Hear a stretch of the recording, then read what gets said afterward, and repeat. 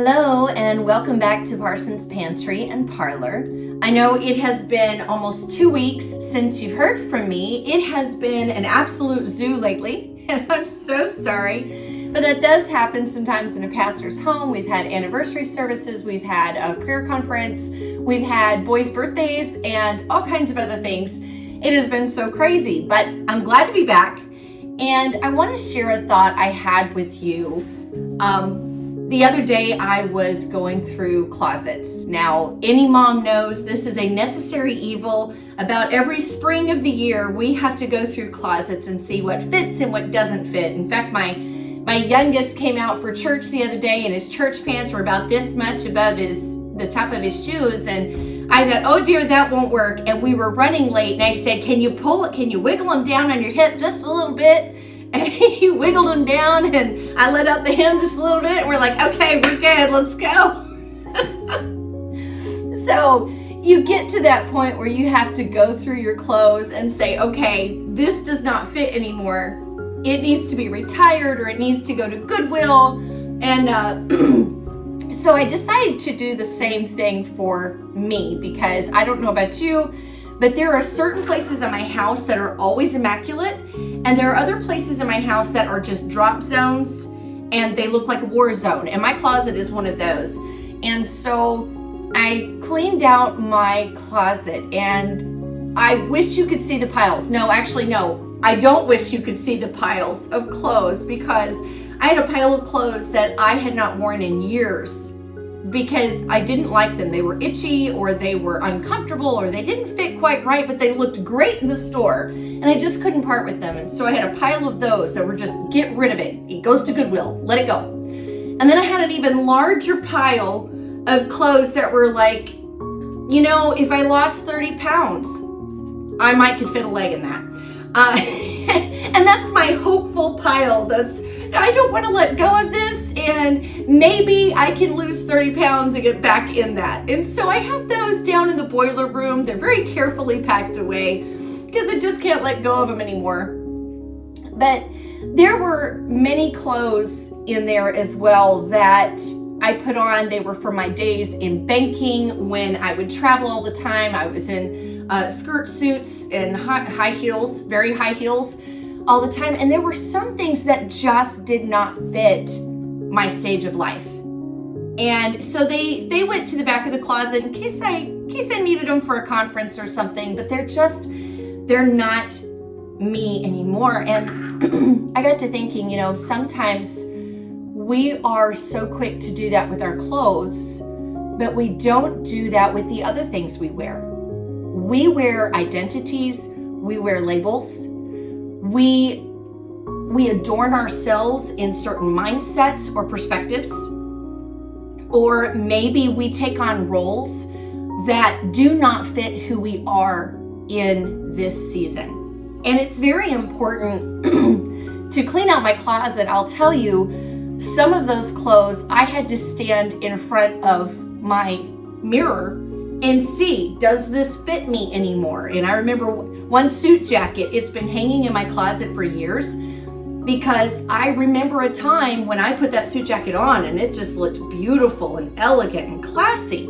And so it's hung in there because I'm like, no, that makes me look beautiful and elegant and classy. And boy, when I tried it on, the buttons didn't even meet. And it didn't hang the same. And I was like, yeah, that is not making me beautiful, elegant, and classy. That makes me look like a stuffed sausage. Let's retire that.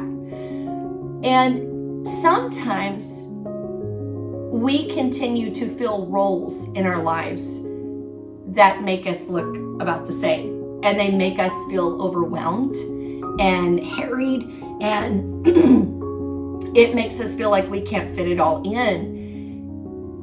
It's really important that we take the time to stand in front of a mirror and consider each of the roles or habits that we engage in on a day-to-day basis and go, does this fit me anymore? Does this fit my life? Case in point, when we came to pastor this church, my roles changed. And sometimes a change in roles, sometimes a change in identity can be very unsettling. For instance, when I was back in Texas, I was the music director. I played piano during the music, and I was in charge of making sure our praise team learned the songs, and we were right together, and we would practice and practice and practice. And that was a role that I fulfilled there.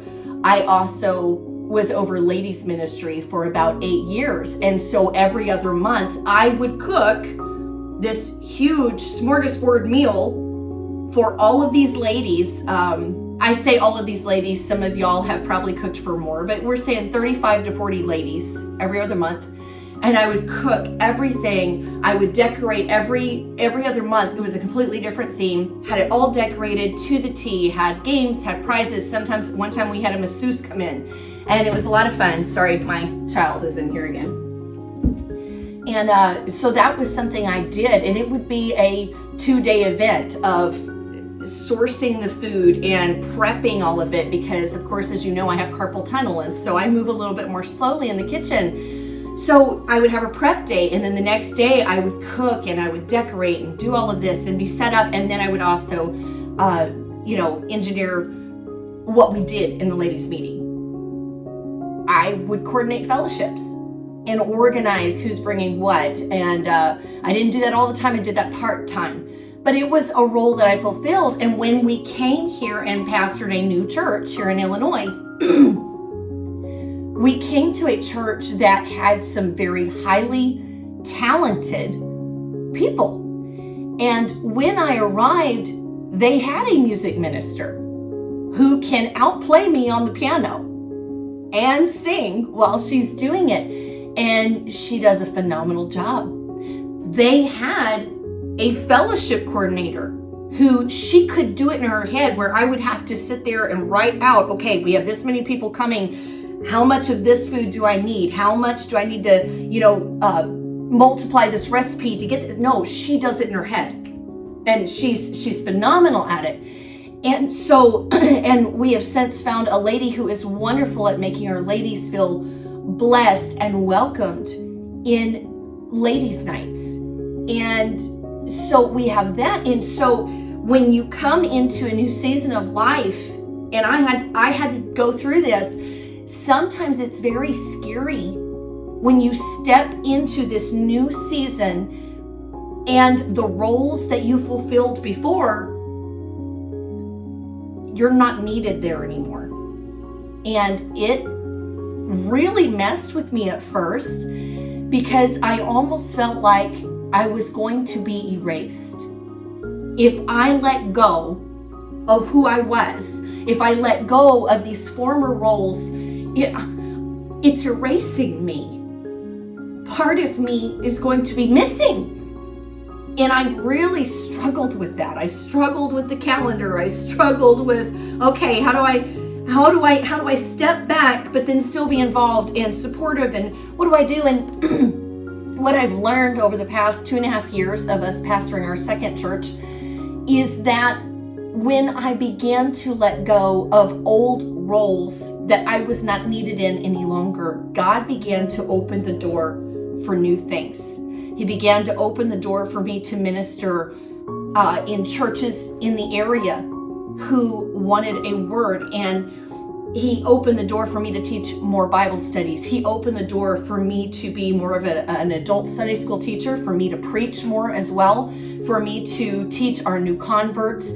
God opened the door into an area that I have always loved. I love teaching and I love writing. He also opened the door for me to be writing for 2 periodicals. And He also began opening the door for me to publish the book I've been working on. And so as these old roles began to be pulled away and I was not needed there, God opened the door for new things. And they were more in line, even more in line with what I'd always wanted and what I'd always felt called to do. But so long as I tried to hold on to all the old roles and embrace the new, it was like this gargantuan heavy steel ball that I was trying to balance on this tiny point of a life. on just 24 hours a day. And I just could not seem to balance it. And I was so overwhelmed at first when I came here because I was trying to hold it all. And I think we get this mindset, it's like a resume mindset that no matter what it is, everything I've ever done in my life, I have to hold on to it because that's what gives me value. That's what makes me worth something. I have to hold on to every single thing I've ever done. But the fact is, you don't. Yes, I may know how to direct music. That doesn't mean I have to do it right now. Yes, I used to direct ladies' meetings and cook for them and all that, but you know what? God freed me from that by allowing two very talented ladies to be given that gift. And I don't have to do that right now. Yes, I can do it, but I don't have to be doing that right now. I can pull that out of my closet and say, this fit me so well several years ago, but right now, I'm going to set it to the side because it's not what I need for this season. Yes, I was a music director. I wore that role, but I don't need to wear that role right now. That's not what God's plan is for me in this season. And set it to the side. And what that does is it clears room for God to give us new things and to say, great, now that you've been able to set that aside and assess where you are, I have something new for you. Why don't you take on this role? It's a bigger cloak as a writer. It's a weightier mantle of teaching. Take this instead, and it frees you up for the things that God has for us. I would challenge you this week, schedule time. I don't know about you, but every mother I know and father, for goodness sake, all of us, we are all so busy. If you don't schedule time for these things, it will not happen. Schedule an hour for yourself, even 30 minutes, to go stand in front of the mirror. Don't pull physical items out of your closet and try those on. No, I want you to stand in front of the mirror and I want you to consider every role that you fill right now. Does this role fit the season I'm in? Or am I trying to hold on to something that does not fit anymore and needs to be set aside for the time? It doesn't mean it'll always be on the side. It might. But if it doesn't fit right now in your season, set it aside. Consider every role you fulfill. Am I just trying to cling on to something, or is this where God wants me to be? Consider every perspective or mindset. Does this fit where God wants me to be? Does this fit who I am? Does it fit me in this season of life? And don't be afraid to set it aside. And finally, consider every habit. Every habit that you have. Does that habit of being fit who you are? A lot of times we go off of these brain tears. Every time you do something over and over again, or you think a certain way over and over, it creates a brain tear in your brain. And so daily, your brain chooses, it's just like water, it chooses the path of least resistance, and you automatically go to those things. Sometimes those ways of thinking or those habits no longer serve you. They no longer serve God's purpose in you. They are no longer where you're supposed to go. Challenge those things. Challenge the things you've always done. Does it make sense for me to get up first thing in the morning and get on Facebook? Is that what's best for where God wants me to be? Or do I need to reroute in my mind and in my habits and in my actions? Okay, I need a new cloak. I need a cloak that gets up in the morning and blesses the Lord. I need to reroute.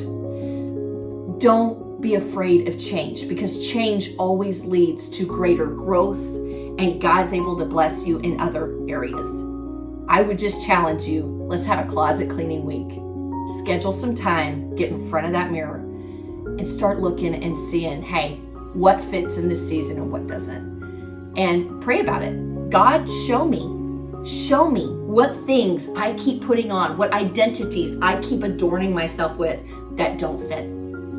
God will begin to show you. And then don't be afraid to let go. Love you guys. It was great talking to you guys again. I hope you have a great week. God bless you.